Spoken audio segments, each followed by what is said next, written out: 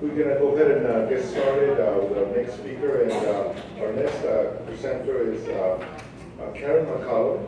She's has been here before with ACD and doing presentations on diversity in the workplace. And so when I heard that presentation a couple months ago, I think it was, I thought it would be important for us to bring in the School Finance Council and the school districts and also invited some of our staff to be here. So please help me welcome Ms. Karen McCollum. Yes. This is my favorite, hang on a second, can you hear me? Good. Okay. This is my favorite topic. I started speaking on the generations in 2007. I started speaking in 2000. I started speaking on the generations in 2007, and I thought, yeah, a couple of years, it'll be over. Today, what's the date? 2018. I get more calls every month to speak on the generations than you can imagine. And so it must be a pretty good topic, huh? Must be a pretty hot topic, diversity. So the question is, so why is it important? Why are people calling all the time now wanting me to speak? I have done, in the last 2 months, I've done Deloitte, which does all of the research on generations. They had me come in and speak to their customers. They told me it was because I was funny, and they weren't. So that was good. That was good. But Lockheed Martin, okay? Why are these big companies calling me to come in? What do you think? What's going on?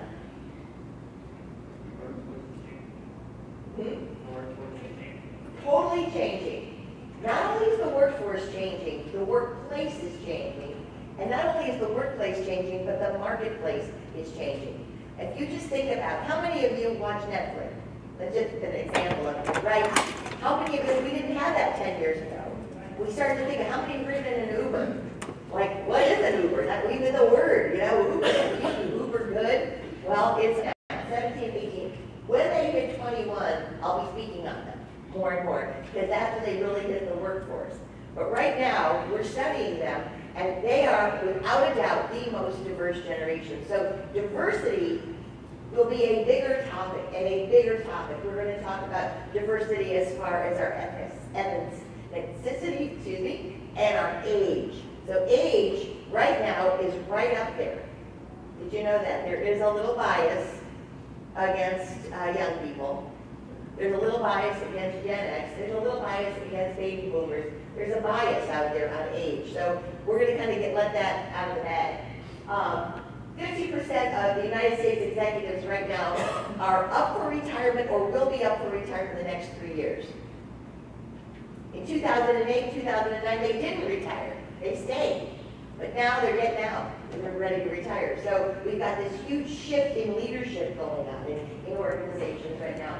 They say that right now millennials are 50% of the workforce. That just came about in 2018. In just a few more years, they'll be 75% of the workforce. When I started speaking, my audiences were all baby boomers with a few Gen Xers, no millennials. Today, it's the reverse. Most of my audiences out there now are millennials.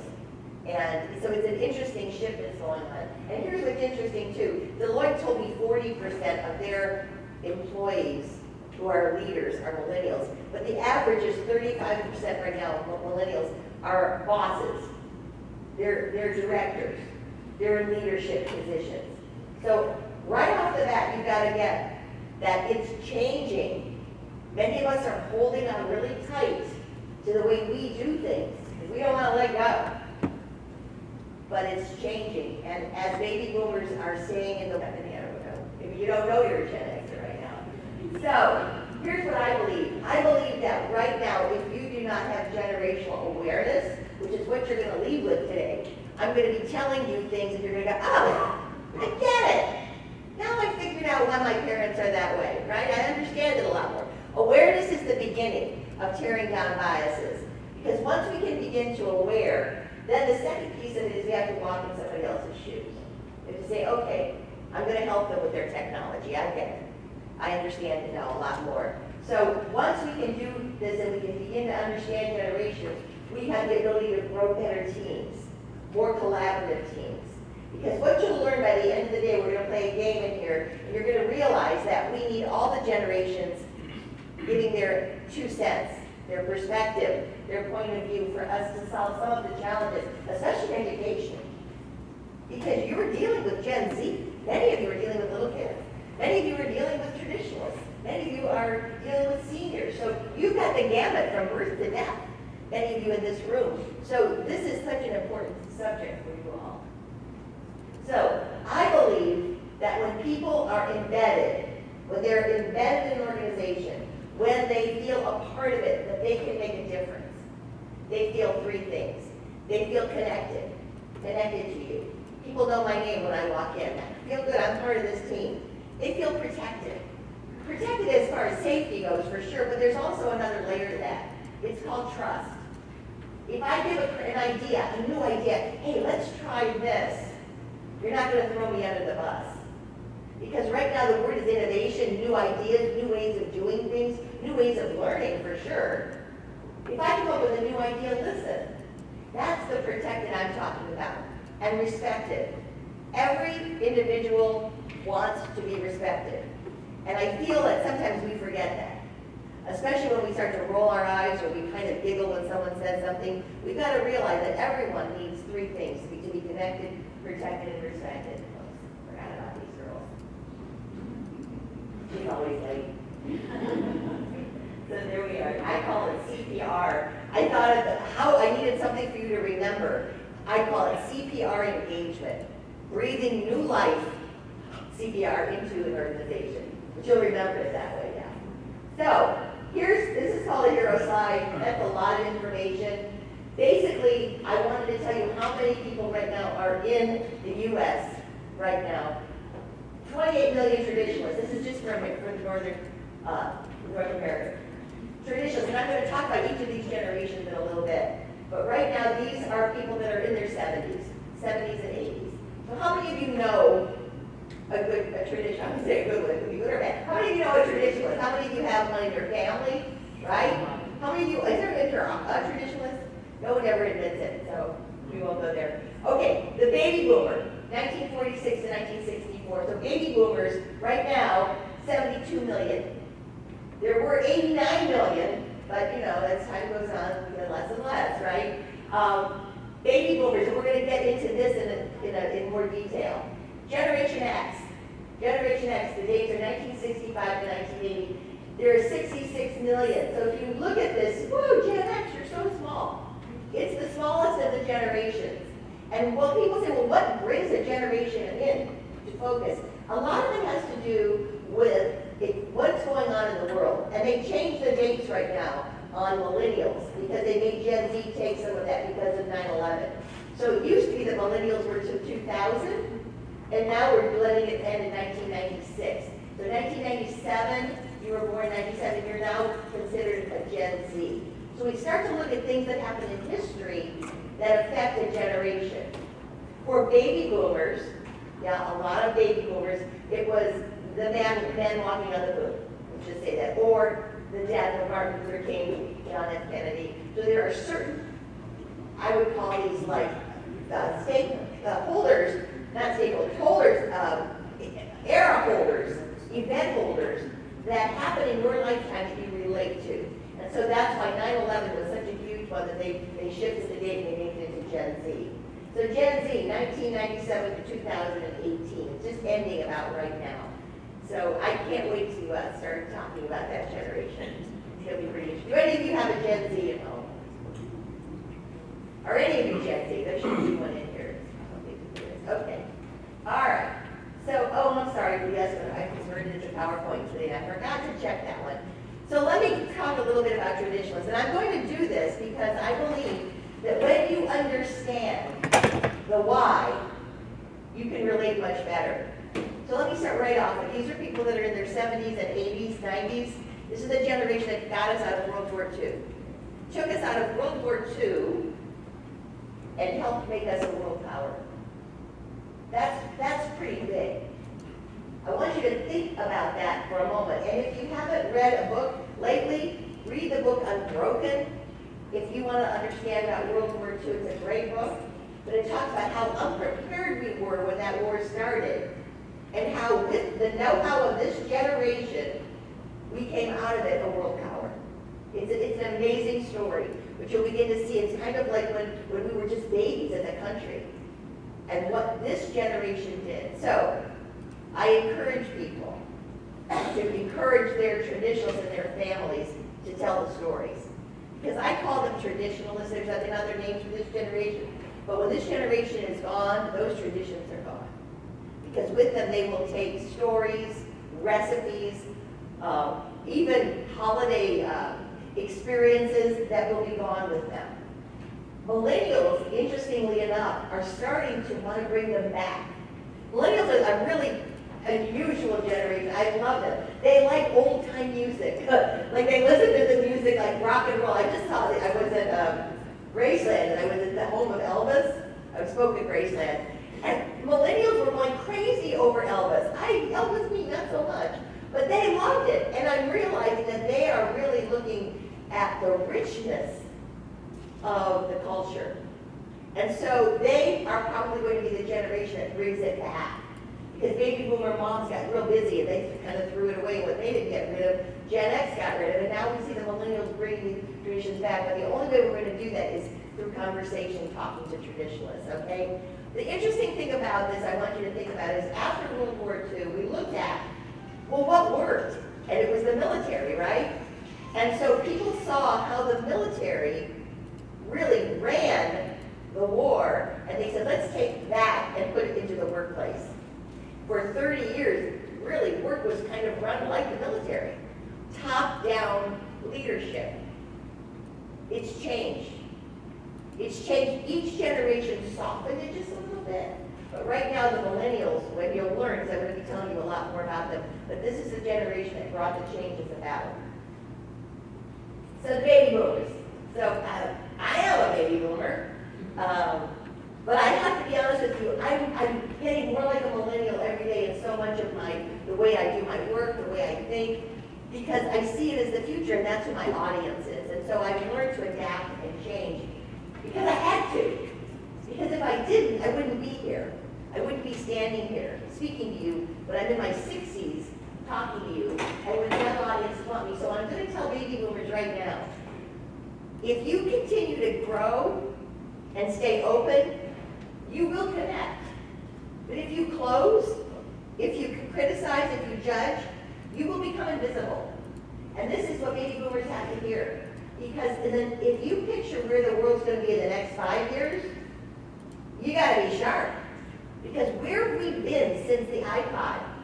Remember when he said, imagine 1,000 tunes in your pocket?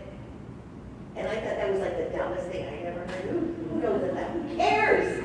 I was wrong. I was wrong, big time. And then when the phone came out, he said, not only will we will get our music, but we're going to get the internet. And the phone became a device that we can't live without.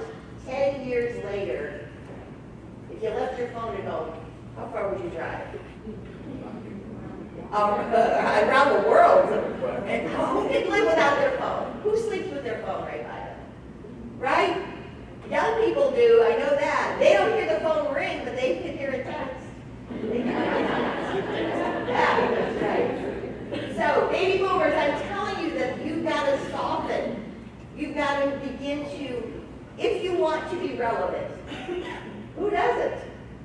Because when I first started speaking, email had just come out, and I can remember then, I don't hear any women saying this because they were the helpers back then, but I heard men say, I'll never have to do that. That's what I have an assistant for. Wonder how they're doing today. Right? So, baby boomers, 1946 to 1964. Who's a baby boomer in the room? I thought I have a lot in here, right? So here's what you're known for. You're optimistic. Baby boomers love Tony Robbins.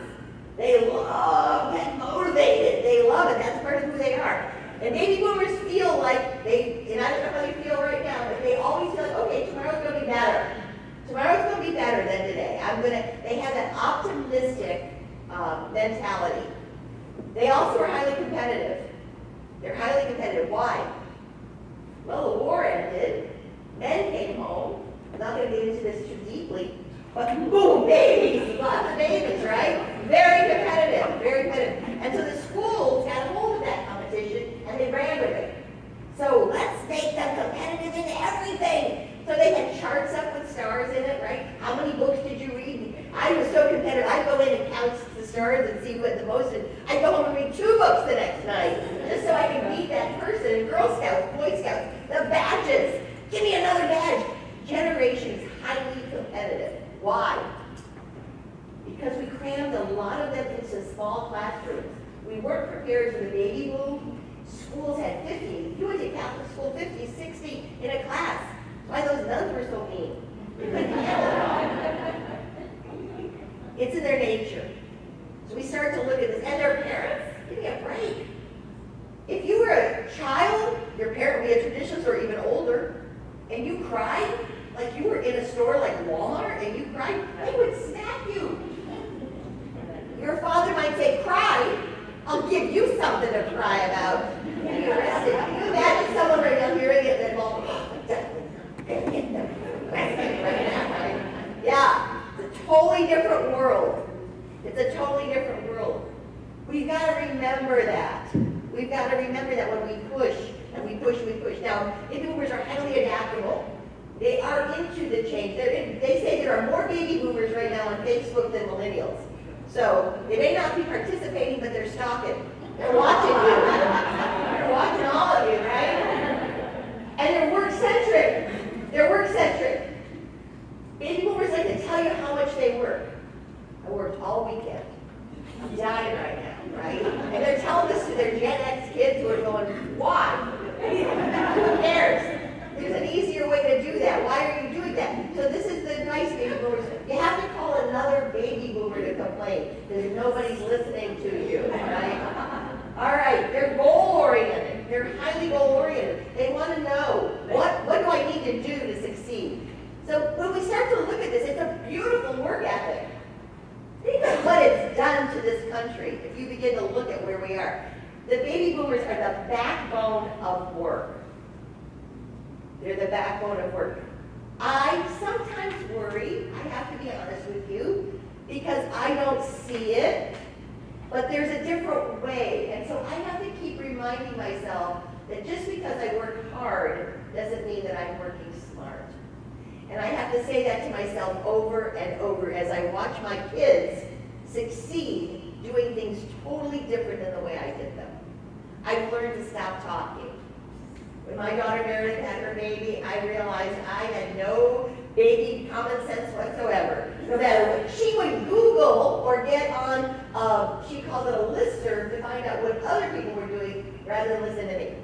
So I learned that I had to just be quiet. Now, they come to me because the kids are older. All of a sudden, they come to me. So, baby boomers, you have to be patient. You can't expect what you want right when you want it. You have to be patient and you have to say, because sometimes what goes around comes around. Things may change, but they don't all change. Things do come back to the way they are. And that is what I have to keep reminding myself. That where I am today with people, as they mature, they soften, and I soften. So this is a tough one for baby boomers.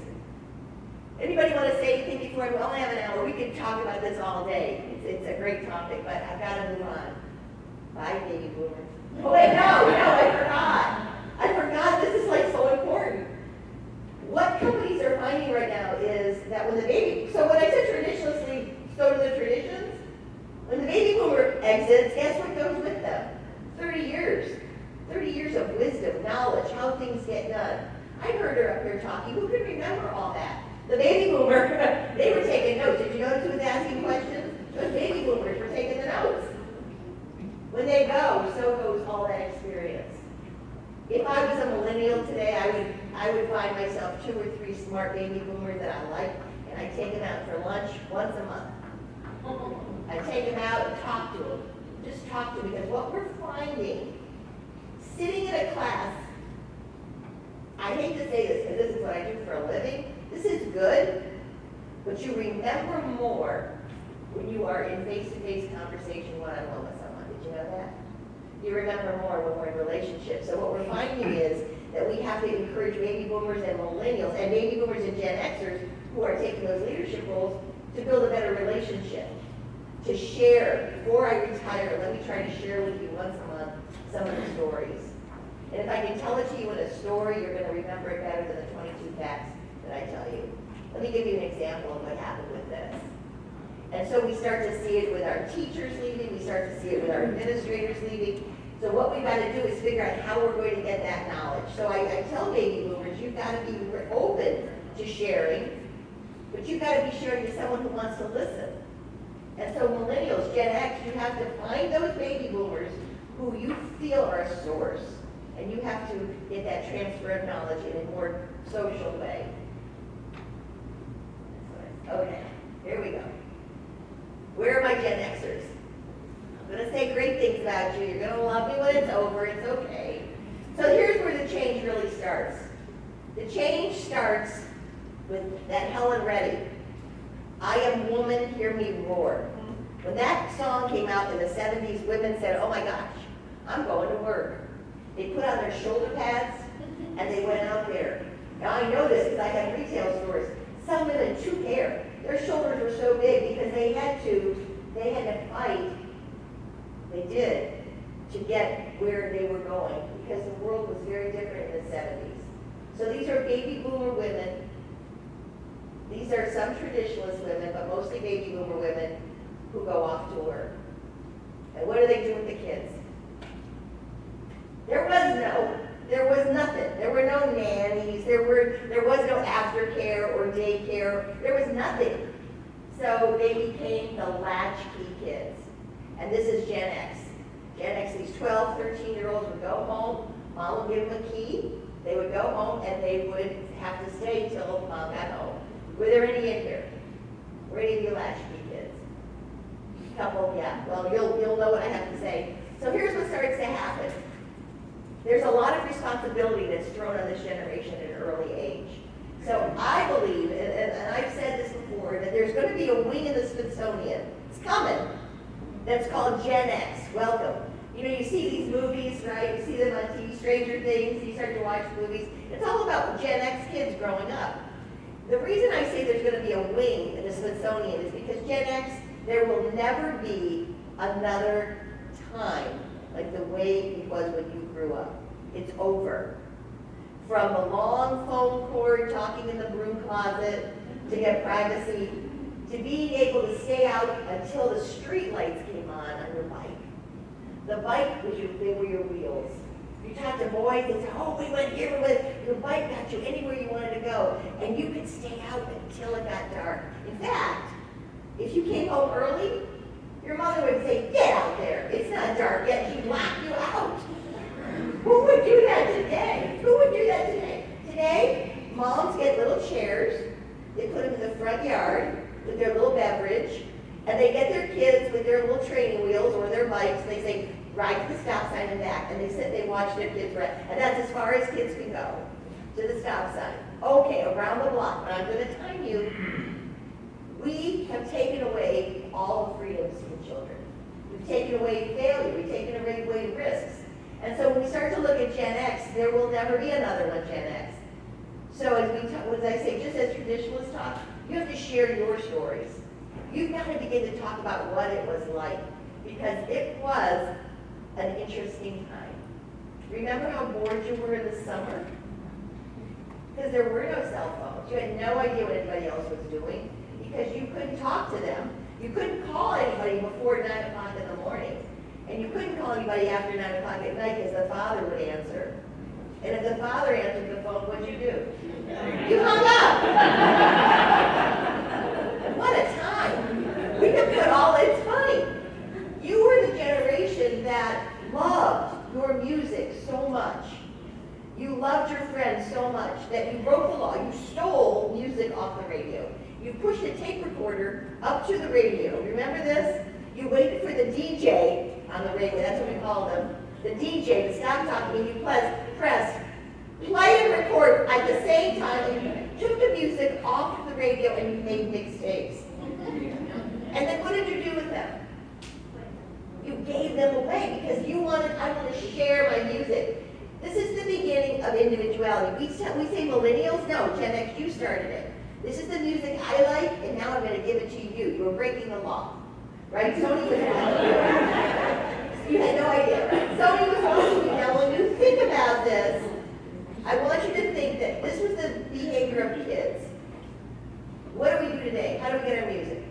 How do we share files? That's all we do. Everything is file sharing. It all came from Gen X. All of the behaviors right now, Gen X, you started them. And that's why I say this, that this generation had more creativity, more individuality, because they had to fight for it.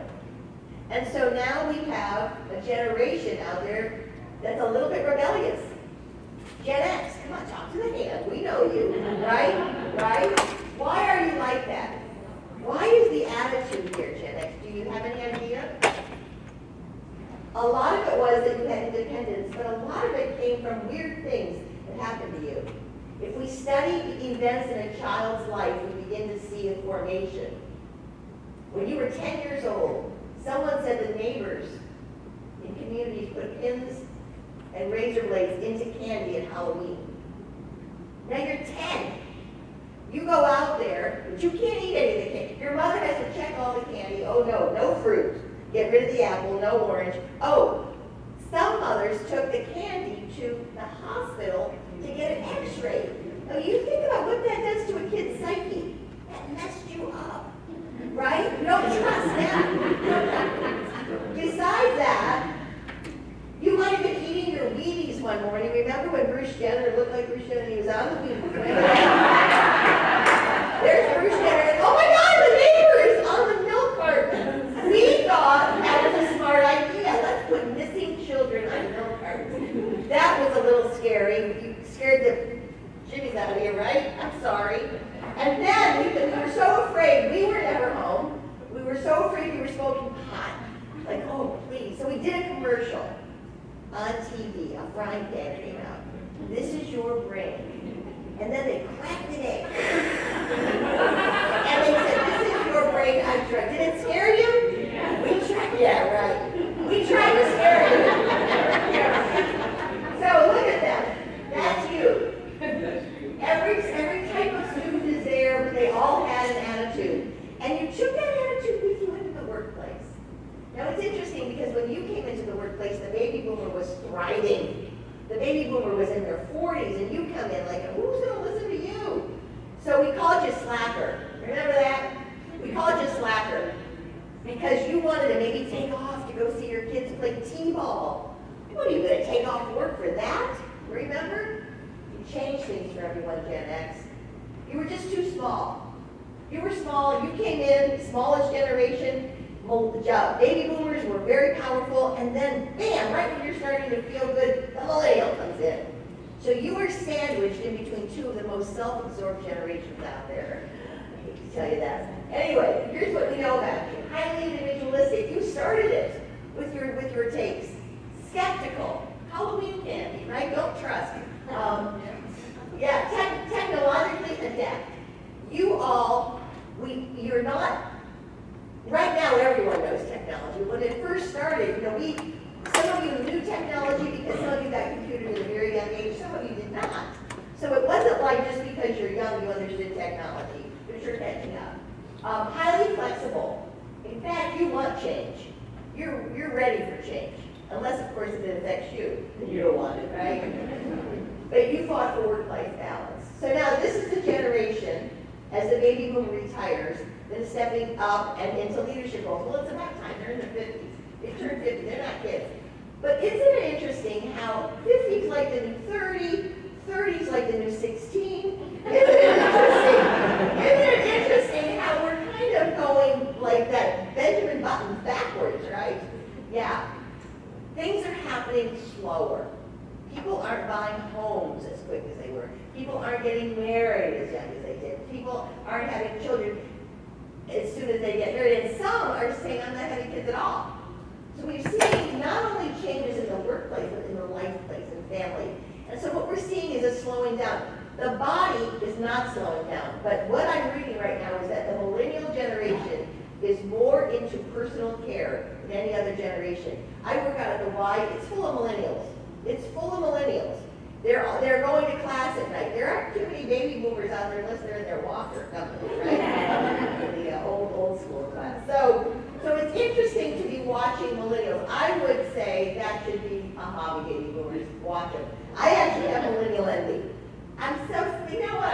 They're all in all the commercials right now. The only baby boomers that are in commercials are the ones that are flowers ready to go. Like, oh, I'm just here planting these flowers until I get to the home. Other than that, everybody's a millennial. So anyway, so let's talk about you. I don't even know how I'm doing that tonight. Somebody just yell at me. Uh-oh, okay.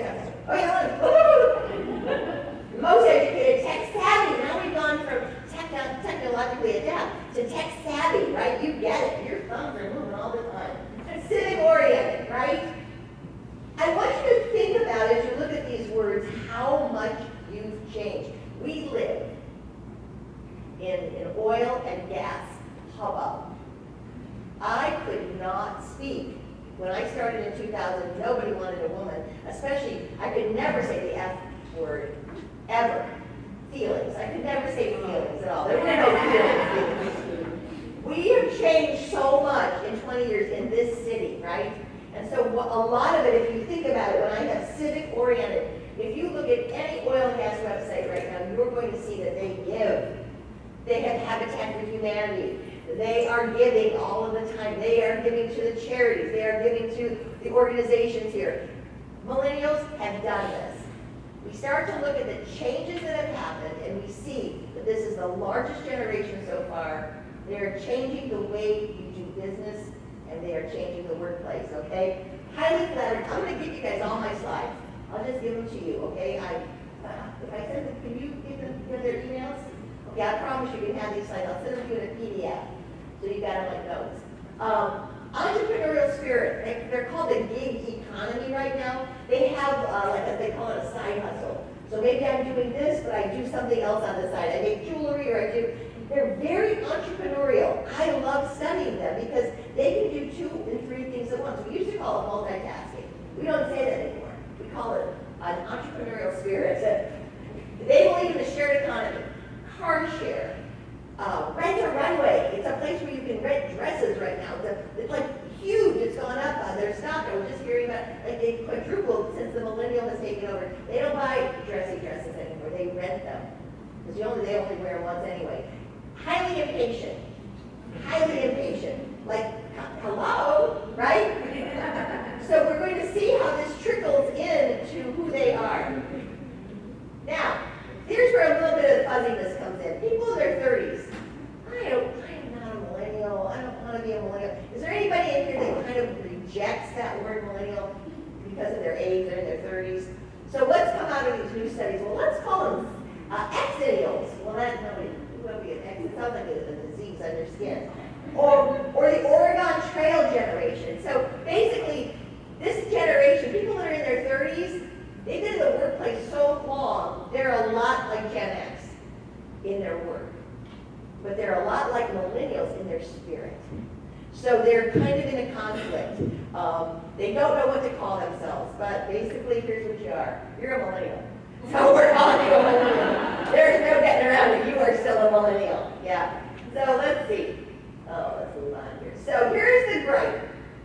This is what I get. I'm not getting it in here. You guys are a great audience. But sometimes when I go into some of my companies, baby boomers are sitting there and they're like this.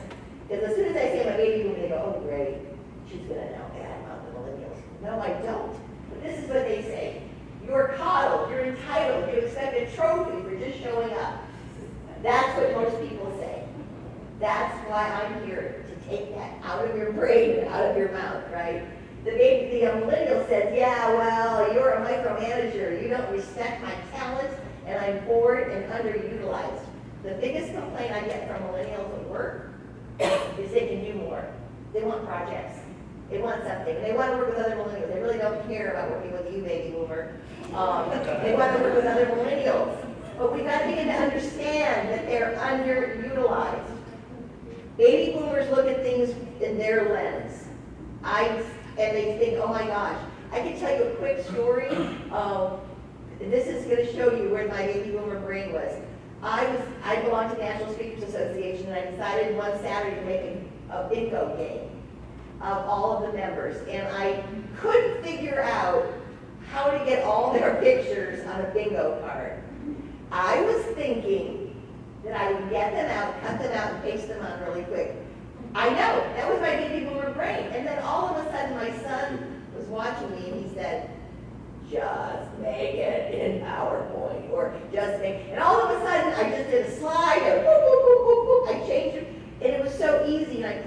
but my baby boomer brain was into cutting and pasting, right? I'm telling you, sometimes we can't make the switch. Sometimes we look at the world from our lens. Yours is totally different. So we have to begin to have dialogue with our millennials and any employee, and begin to talk about what projects, what is it that you can do, and not make those judgments for ourselves. So the change is real. They're bringing a new mindset, a new skill set, and they are bringing engagement. I'm going to go a little fast here. So people criticize the work ethic, and this is really where it is right now. Traditionalists, pay your dues, work hard, respect authority, company first. That's what it was. My mother, that's what she said, and don't rock the boat. Just don't, why are you always thinking of crazy things? That was what my mother said. Just relax, right? Baby boomers, we're driven. We appear to love work. We're called workaholics, long hours, identity, and self-worth come from the hours. Just do it, just get it done. That's a baby boomer phrase, okay? So baby boomers have a lot of energy. They're always thinking about projects to do at work. I don't know. Now, as we're aging, maybe we're slowing down. I'm not sure. Gen X, balance, work smarter, not harder. Eliminate tasks that aren't necessary. Highly self-reliant. Long hours at work are not necessary. Too much chit-chat at work. Too much of this. Let me get my work done and go home. Let's cut out all the socializing. That's Gen X. Now, here's millennials. They're ambitious. But here's their work ethic. What's next? What's next? What's next means where are we going? What's going to change? And how are we going to get there? That's a work ethic. They want improvement. They want it to move forward. And no one else has ever done this before. So we're in a place right now where millennials are looking at what can we change? What's next? Am I in front of today? Okay. Millennials have a strong sense of individuality, but it came from Gen X. So we just can't blame millennials for everything. This really started with Gen X. They prefer customized solutions that take their individual needs into account.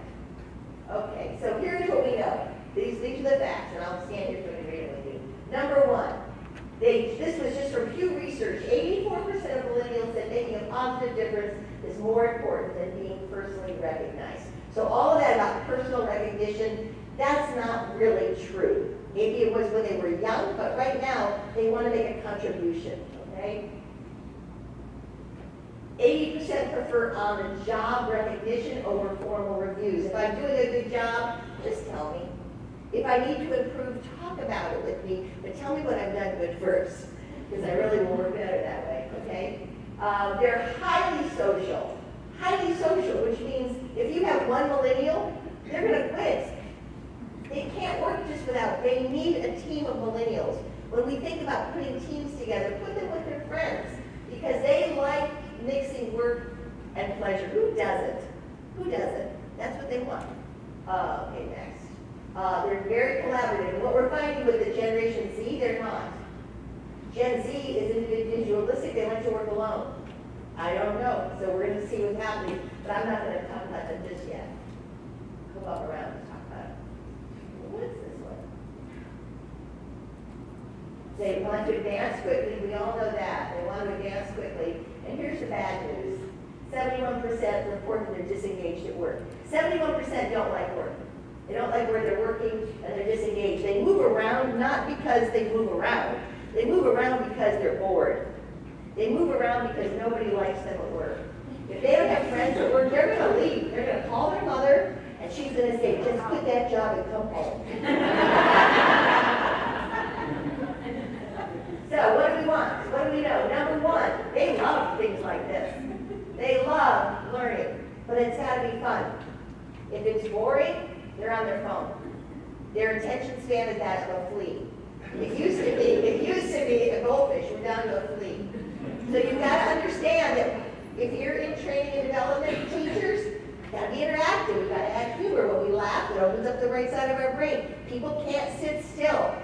We've got to get that thread. They can't sit still long. So we've got to really keep it going because they love to learn and grow. Transparency, okay? Transparency is they want to know how you're judging their performance. Not in the performance review a year later. Tell me what you're looking for now. I want to know how you're judging it. Job interviews are changing. They're harder. Because what we're doing in a job interview is we're telling you things that you need to do on this job. And if the company is smart, they're bumping it up a little bit when they talk to millennials.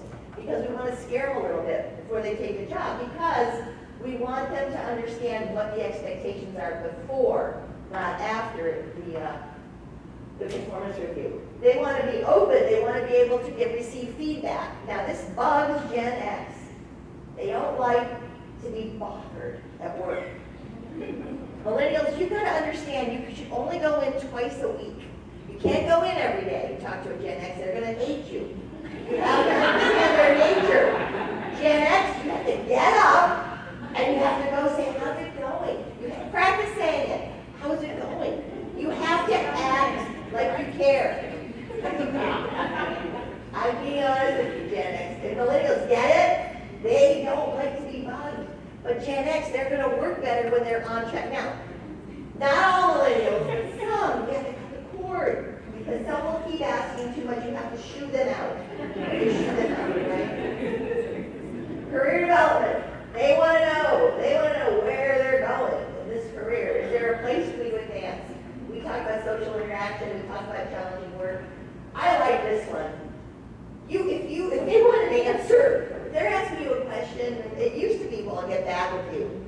You can't do that to a millennial. They want to know now. They want you to make a decision quickly. If you're hiring and you see someone that's got talent, if you let them wait 3 days, they're moving on. You have to touch base. To them, a day is an eternity. So you have to realize that their watch is much different than yours, okay? Flexibility, here's where it starts. Where we can begin to look at rules that just don't matter anymore, we've got to just kind of drop. We've got to begin to understand where we're going to put our energy. But I'll tell you about dress code. You watch the Apple stores. He didn't give up his brand. Because Jobs came up with that idea that they were going to all wear just a polo shirt and khakis, black, and it worked. Sometimes we give up all of our power because we think we're doing the right thing. Millennials like guidelines. I'm not telling you to give up all of your rules. I'm telling you to give up the ones that don't work anymore, that don't matter anymore. But they do need guidelines. So here are the 3 things that they want. Now, why am I telling you what they want? Because this is where it's going. This is where it's going. They want autonomy. And that's an interesting word. They want to be an individual. They want freedom. They want freedom. But they also are hardworking. So we can't judge because they may want to do a project over the weekend or at home or in a time different than where you want to do it, but they may come back with a fabulous project. So it's a very different way of working. They like freedom. That's why it's called the gig economy. That's why many of them will leave a job if it doesn't fit their needs. That's why so many drive Uber. Every Uber driver I get, it's part-time. They're filling in. I don't have too many that drive Uber. I drive Uber a lot. Full-time, but they're mostly people who, this is like their added job, right? So, autonomy. Mastery. They want to learn. They will take accreditation. They will grow. They want to learn. They want to master so they can get ahead. They are not afraid of taking classes. They are not afraid of training. They just have to be interesting. And purpose. Why are we doing this? Is this just busy work? So purpose goes deeper when we are giving and helping, but it also goes into the why of the day. Why do we do it this way? What's the purpose of this? So they're always questioning. That's why they were called Gen Y in the beginning, because they put the why in everything. Why? Well, why? So autonomy, mastery, and purpose. So don't be so rigid in your processes, baby boomers. That's for sure. And here we go, millennials. Millennials. This is a slide you should put on your desk when you're talking to young people. Number 1, master their way before making changes. That means millennials don't get into a job and 2 weeks later start telling everybody what's wrong. I can fix this, I can do that better. I hired a proofreader. All she was supposed to do was proofread, and she wanted to give the speech. In 2 weeks, she wanted to do a speech for Alco. I said, no, you're the proofreader, right? They have to simmer down. Millennials, you have to be a sponge. Find people that you respect at work and learn from them, okay? Invest in yourself before asking or expecting others to invest in you. Volunteer. say, I'll do that, take on that extra project. When we see you really taking time and investing time, we will invest in you. But if you're not, if you're out of the door at 10 to 5 or whatever time it is, and you're always thinking about yourself, nobody's going to hear it. You've got to realize that it's a two-way street, okay? Be a strong ambassador of your brand.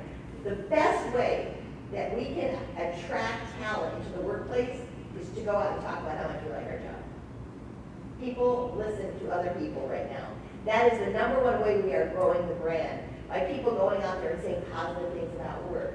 So millennials, think about that, especially if you want your friends to work with you. Tell them how great it is and to come on in and to put in a application. Commit to your career. Commit to your career. Don't commit to your hobby. Don't commit to your cell phone. Commit to your career. When you come to work, be ready for work. So these are just a few of the things that we talk about when I talk to them. I kind of got this into an hour, but I want to play a little game. Oh yeah, I put this in here. So who remembers that? Who remembers did that scare anybody? Remember back then? Yeah, the training. How much training did you get? Think about that. So what we did for some of us, I had one in my stores, we had to do a lot of training.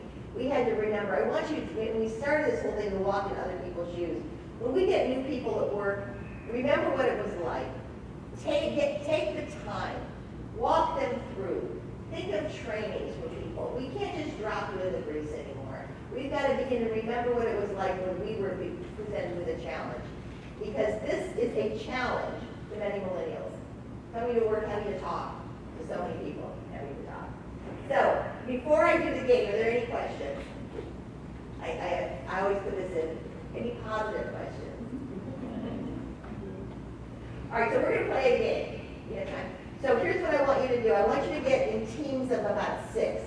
So or 7, turn your chairs around. But if you're by yourself, just get, because we're going to have to huddle. So turn your chairs around. I'm going to play, I'm going to take you down memory lane. And I'm going to play a theme song from a TV show.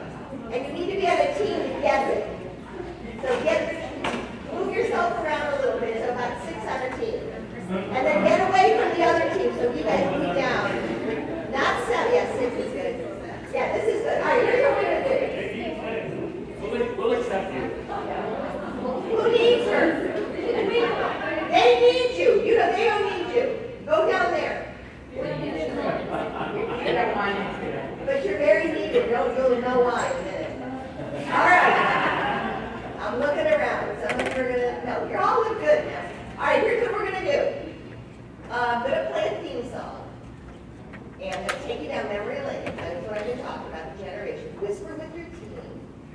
The second slide will be the answer. Don't do this when you get it right, I want you to make a fist. Do this right now with me. Make a fist. I want you to go, yes! So I can see which team didn't get it. So let's see if you got it right. Make a fist. 1, 2, 3. Yes. Oh yeah, wait till you hear how loud you do it. You only do it louder. So get closer. You can't be on a team that far away. You have to huddle. Because you have to whisper the idea. Now, if you whisper loud, you're going to give it away. All right, here we go. Ready? First slide is the theme song. Hopefully you're able to play. Second slide is the answer. Oh, forget that. Come on. Oh, forget that. Oh, remember Jimmy Mellon? Forget that. Oh, I forgot I had all this. Okay, it's game time. Ready?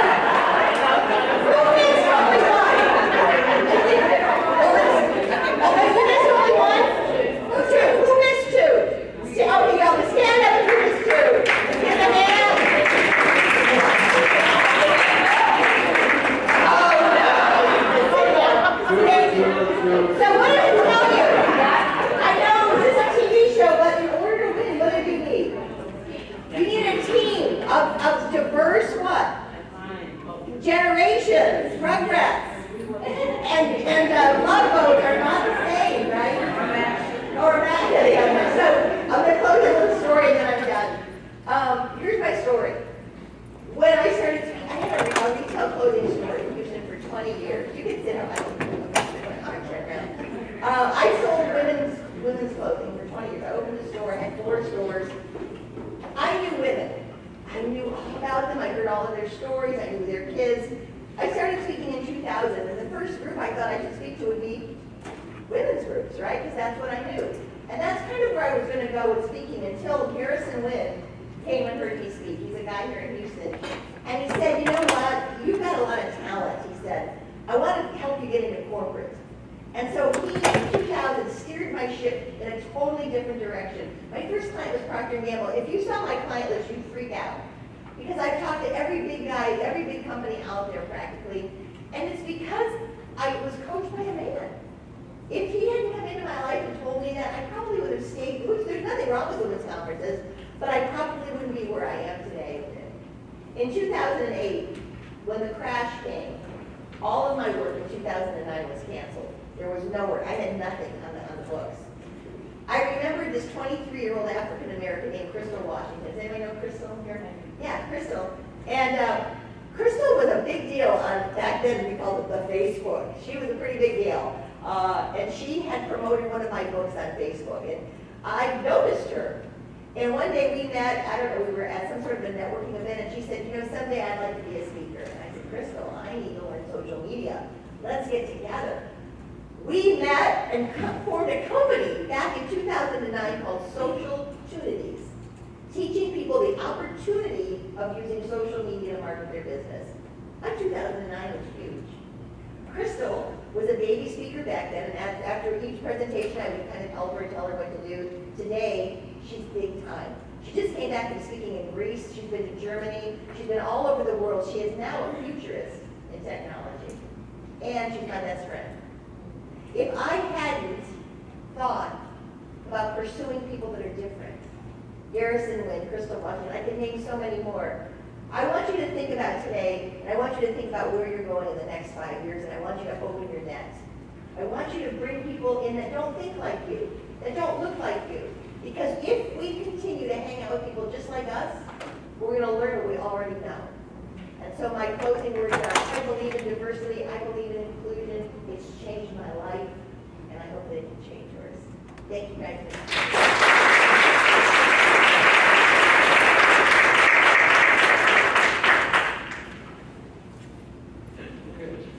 Let's take a 5-minute break, and then we're going to come back and go through the second.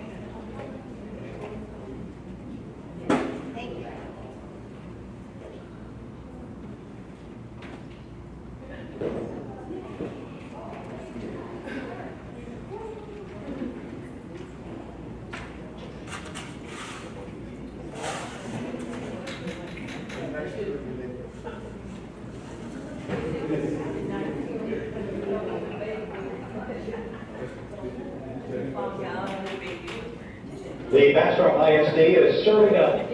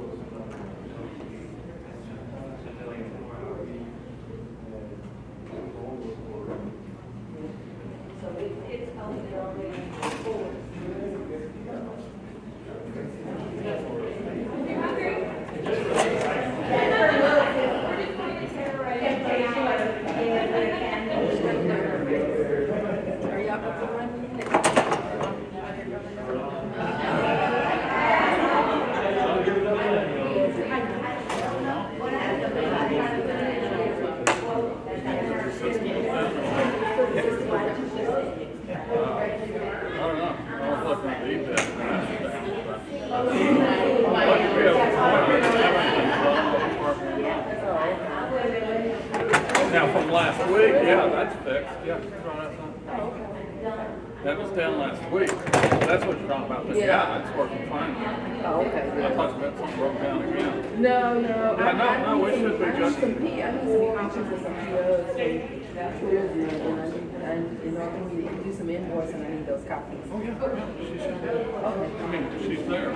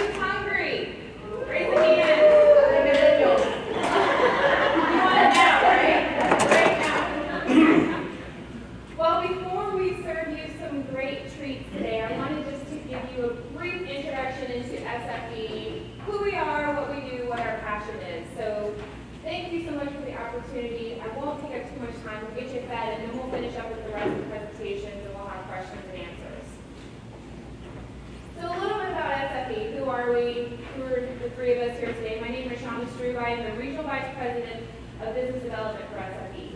So what does that mean? I get to go out and talk with wonderful people like you on a daily basis, and it is such a privilege to be able to work with school districts.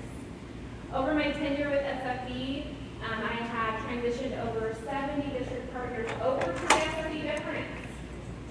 We have Chef Charles Nash. He is our executive chef with over 25 years food service experience. He started when he was 5 years old. Right? He oversees the research and development of new recipe implementations, hundreds and thousands of recipes in our database that we can provide to our district partners. Mark Young, he is our general manager at Livingston ISD, just north of y'all, and he provides on-site support for the betterment of the program. Louis Benavidez started SFE in 2004. He actually comes from McAllen, Texas, and he started his career at Houston ISD, right here in Harris County. And he started SFE in 2004 with the mission of providing menu diversity, variety, enhanced food quality in order to increase student participation. All we do is K-12 child nutrition, so student satisfaction is our #1 priority, nothing else. So here's our makeup in the great state of Texas. 59 district partners, we support almost 300,000 students, 446 campuses, and we support almost 3,000 employees, working with them, training them, providing on-site support so that students can have access to meals that they want to eat. And you can see that half of our business came from districts who have been self-operating it, and then the other half come from the other companies that are out there, but I won't mention their names. All right, so here's a little bit of some of the district benefits that we bring to the table when we start having conversations with districts. We ask a lot of questions. What do you want? In a perfect world, what would your child nutrition program look like? Are you frustrated with rules and regulations? Are you frustrated that a lot of your items are heat and serve? Maybe you've got a fantastic program and maybe you're just looking for help from the employee front, the HR piece, or the marketing piece. So that's what we do. We work with our district partners to give them the program that they want. And because we only work with school districts, that makes us very flexible. We're very different than some of the providers that are out there that you hear of today. Also, we get to bring in some really cool things to school districts. We have recently rolled out our food truck and food trailer concept for our district partners. Can you imagine serving your students out of a food trailer or food truck on a daily basis? Pretty cool, right? Well, kids think so too. So, districts, I will tell you, if you want to look at an avenue like this, the main model that districts have to go through is what's called an RFP process, which I know is so fun when you mention the word RFP, right? Because there's a lot of regulations that go along with that. But lucky for you all, I have about 9 years experience helping districts navigate the terminology within that template. Traditionally, the contract would start July 1 and it would go to June 30th. And the cool thing about the RFP template is really in place to protect school districts so that you can have the program you want. You do have a 60-day out clause, and you only have to try it for 1 year. But if you're 60 days into the contract and you want to cancel it, you can do that. It also provides you with a financial guarantee. So if your program is lacking financially, maybe you don't have your 3 months reserves, which you really should have in your food service fund balance, we can help you with that as well by giving you a guarantee. The #1 question that I get when districts start looking at talking to a food service management company is, what happens to my employees? What happens? Well, from our point of view, we don't care who pays them. The district can pay them, they can remain on TRS, or they can migrate over to our payroll, and we have very competitive pay as well as 401k retirements. In some situations, it makes sense for employees to transition over to our payroll if they come into your district from the outside world and have vested into Social Security and do not have any investment into TRS. But it's ultimately the district's decision. And a lot of times districts like to give the employee the decision. But from a transition standpoint, we're going to use every single one of your employees. We need them. We can't do it without them.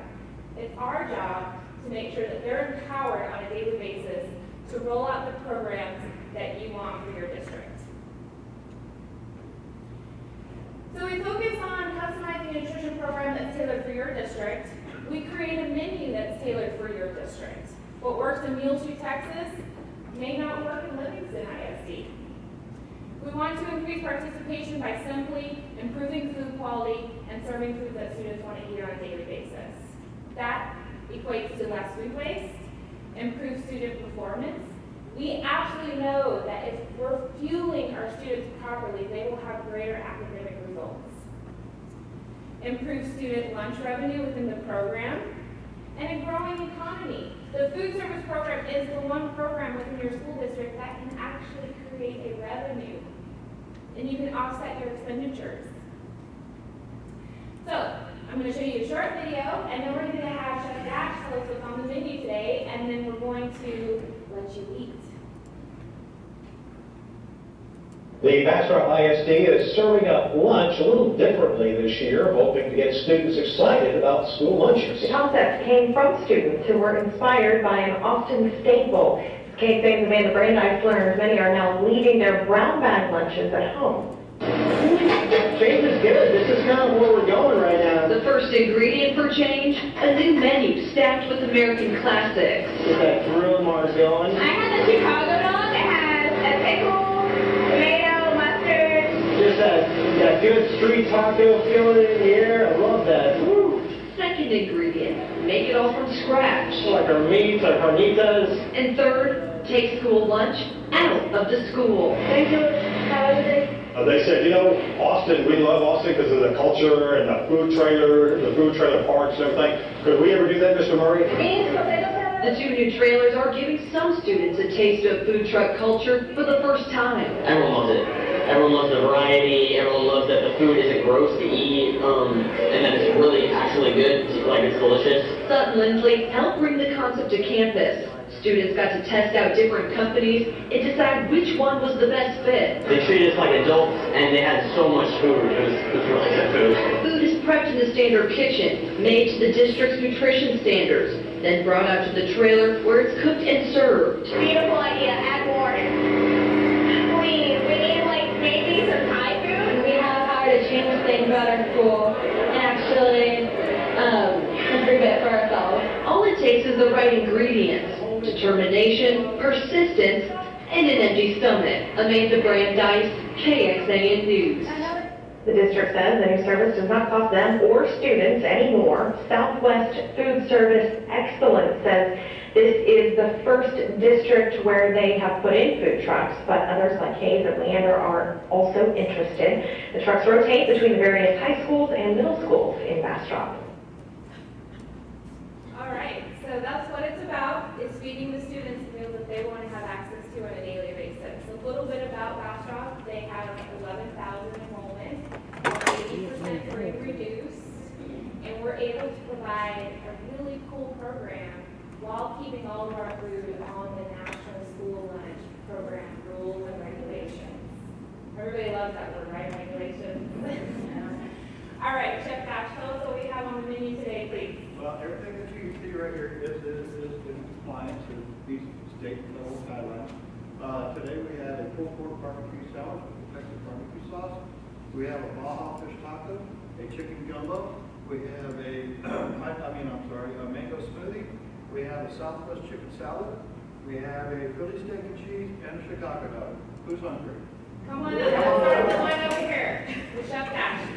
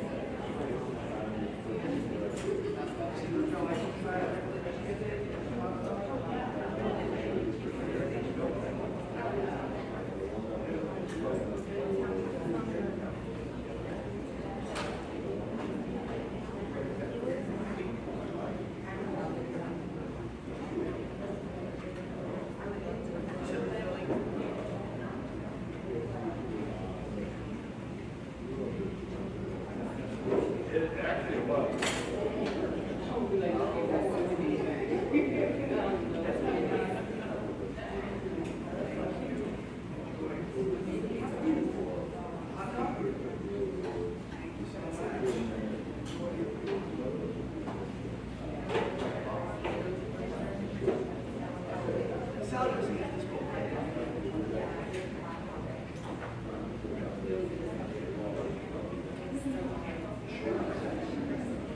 a spicy chipotle ranch.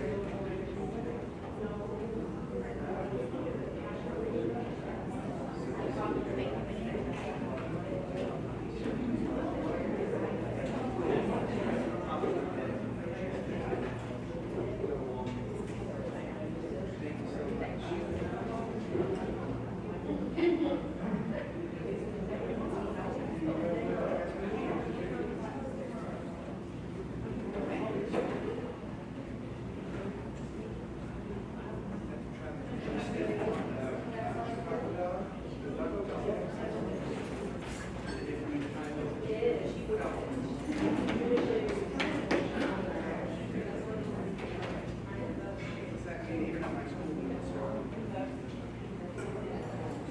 They do like it. That's how you know it's really late. Enjoy. Did you guys have these?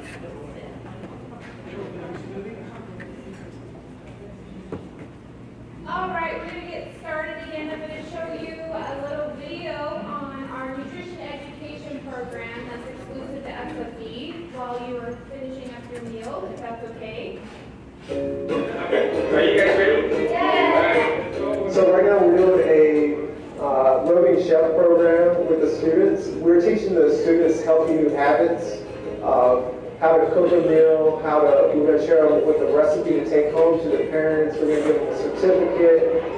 We're going to do hands-on in the cafeteria, in the kitchen, learning how to prepare a healthy meal. Well, one of the things that we're hoping that they learn also as well is that just trying to be a little bit more health conscious from what they're eating, the choices that they're making, that helps them to be better in life, better in the classroom, and better in what they're doing for that day today. It helps them with their brain and their energy. We learned how to wash our hands properly because most of us don't really wash our hands properly. We also learned how to make a pizza. It was very exciting because this was our actually first time having this here and to be one of the first to experience it. Well, you're not a huge fan of spinach, but you've never had it in your pizza before. I would suggest put a little bit in the pizza with. I get to experience how to cook and all that kind of stuff I never done tonight. Both of you have these three pans, so if you want to get ahead started with your toppings, go for it. I learned how to eat healthy and to cook a pizza. When you measure like the sauce and the cheese, that's kind of like math because we use like, we also measure some things in math. So at this age, we want to start them young. We want to start them eating healthy, getting their veggies in, getting their protein in, and being healthy so when they grow up they can have those healthy habits, healthy eating habits. How are you guys liking your pizzas? It's great. Great? Awesome. Who's the one that tried something new on their pizza? You liked it? Yeah? What did you try doing your pizza? Everything else? Did you like it? Or is it okay? Really? Did you like it though? That's awesome. We're just very happy to be partners with the district. We look forward to working with the students to make sure that they are enjoying all of our meals that are being served.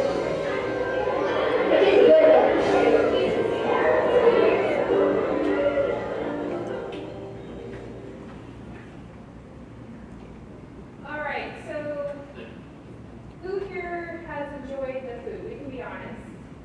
Does it taste like school food? That's the point. It's camo nutrition. You know, they don't know that it's healthy for them, but the idea is to make sure that we're using, you know, we're making more items from scratch. Our proteins are raw proteins. We're braising our pork down for 24 hours. And then we're picking a holder, whether it be a baked potato or a tortilla or a sandwich bun. And our barbecue sauces, we'll talk about this a little bit later, our barbecue sauces we make from scratch. Why do you think we have to make our barbecue sauces from scratch? Sugar, salt, right? We talked about this. Two bad things when it comes to USDA.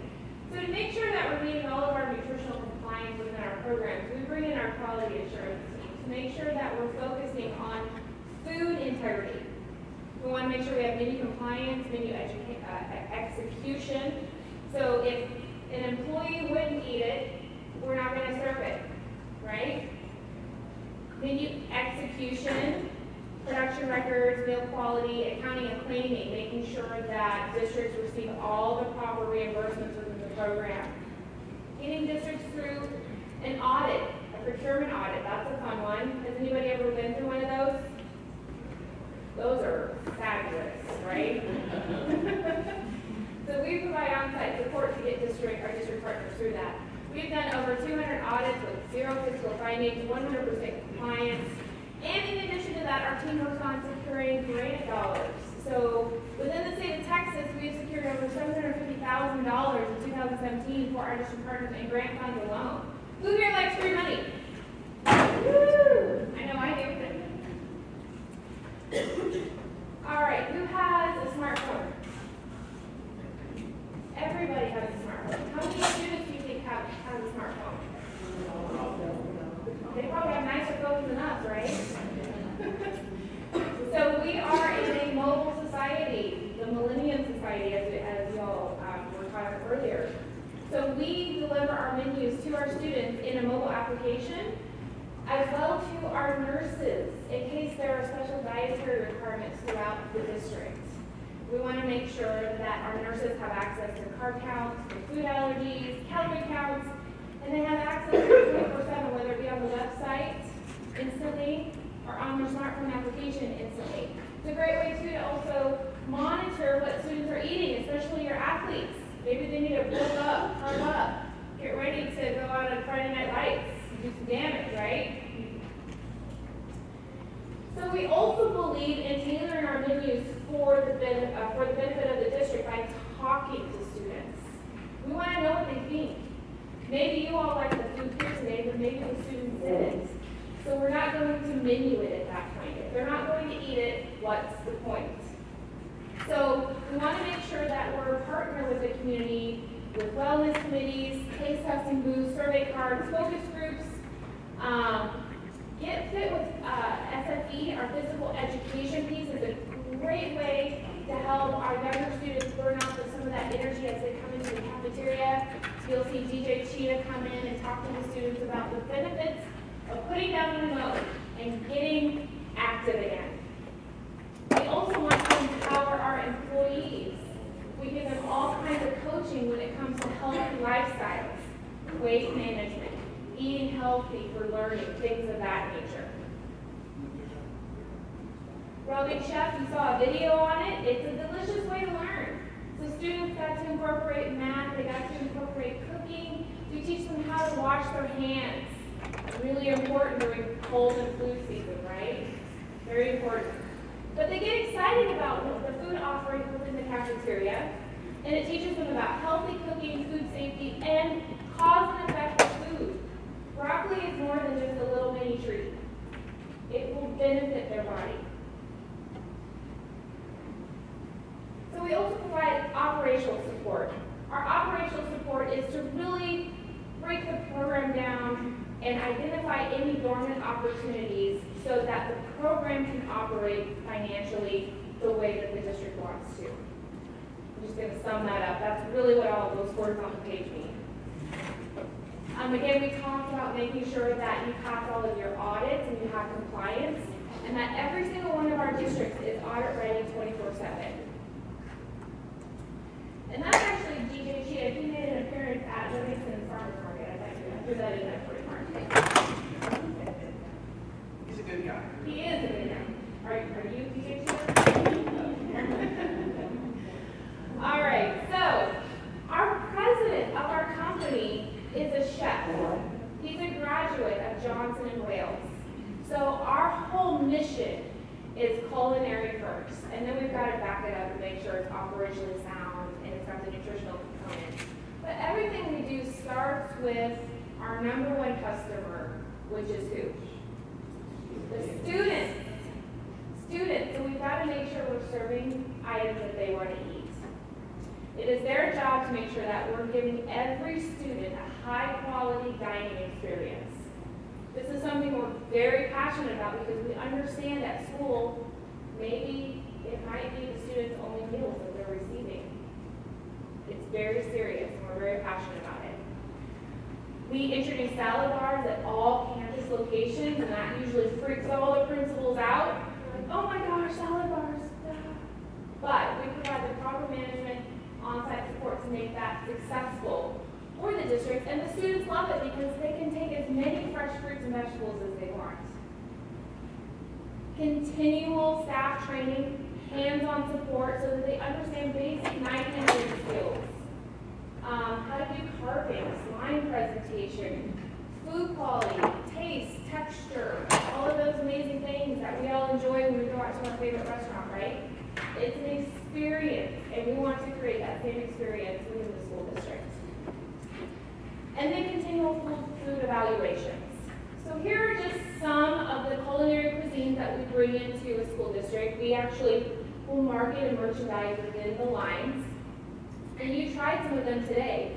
You tried Smokehouse. You tried Blended, that's the smoothie. You tried the Philly cheesesteak. That seemed to be the popular one. You tried the Dog House, that was the Chicago dog. But there are hundreds of recipes that are tied to these culinary stations that we will bring into your campuses.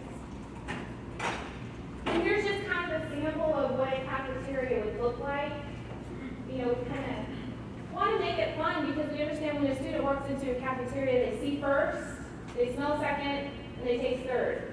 So we want to engage them into the line, and we want to tell them where to go. Maybe they want to go to the Taco Street line and have a taco. Or maybe they want to go to the Smokehouse barbecue.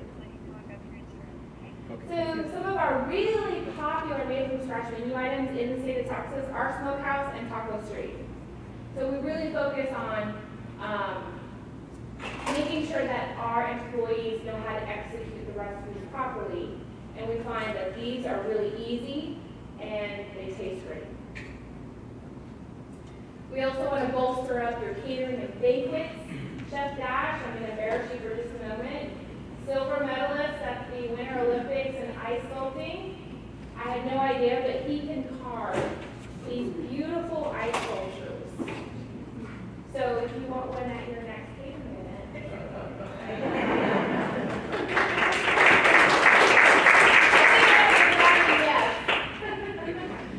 athletic events as well. We want to make sure that our young ladies and young men are fueled and ready to go out there and win. Culinary Health Foundation, maybe you have employees, or sorry, maybe you have students that are interested in getting into a career as a chef. We employ chefs. So we like to partner with the Culinary Arts Program to bring in our training and curriculum to support those growth areas for the students. And just on the final note, again, just some of the district benefits that we bring in is we believe in providing an exceptional culinary experience by designing menus specific to your district and your students' requirements as far as taste. Purchasing power for improved financials. We have a lot of purchasing power. We're going to provide dedicated on-site support for your employees and continual on-site training. We're not going to throw out 3,500 recipes at your employees and say, good luck, see you later. Doesn't work that way. Efficient, effective leadership, and a true partnership who is really focused on being a member of your community. So we always say it's not really the SFE way, it's what does the district want and how do we build a program around the success of your district. And with that, that is all I have. So are there any questions and does anybody want seconds? We have plenty of food. Yes, ma'am. Seconds? Question? Come on up. Don't be scared. Come on up. All right. Well, thank you so much for your time. It's such a blessing to be here. And again, take what you can. You can't take it with us, right? We're not taking it with us. So if you'd like more, please come on up. Thank you. We did have a really nice ice cream. It was beautiful. Yeah, but he dropped it.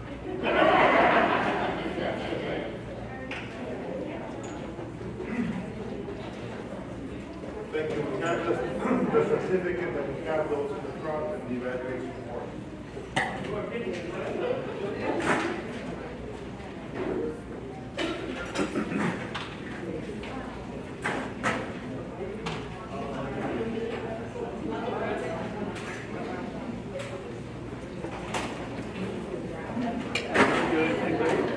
You were one of the committee? Yeah, okay.